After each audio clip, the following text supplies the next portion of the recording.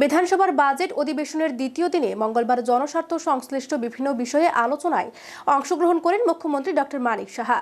রাজ্যে সরকারি কর্মচারীদের 5% ডিএ ঘোষণা করা সহ আলোচনায় বিভিন্ন বিষয় তিনি তুলে ধরেন এদিন নিজের বক্তব্যে। বিধানসভা অধিবেশনের শেষ দিনে বাজেট অধিবেশনের উপর আলোচনায় অংশগ্রহণ করলেন মুখ্যমন্ত্রী ডক্টর মানিক সাহা। জনস্বার্থ সম্পর্কিত বিভিন্ন বিষয়ে আলোচনাকালে তিনি বলেন, অযোধ্যায় রাম মন্দিরে প্রভু রামের প্রাণ প্রতিষ্ঠার বিষয়ে প্রধানমন্ত্রী নরেন্দ্র মোদীকে অভিনন্দন জ্ঞাপন করে উত্থাপিত প্রস্তাব গ্রহণের জন্য আমি বিধানসভার সকল সম্মানিত সদস্যকে আন্তরিক ধন্যবাদ জানাই। রাজ্য সরকারের বিভিন্ন উন্নয়নমূলক কাজ সম্পাদন করার ক্ষেত্রে কর্মচারীগণ সবচাইতে বড় ভূমিকা পালন করেন।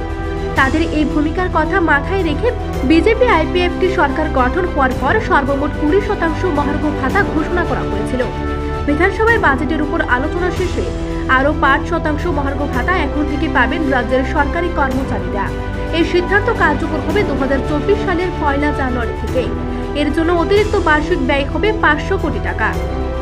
নিজস্ব প্রতিনিধির রিপোর্ট, এশিয়ান টাইমস।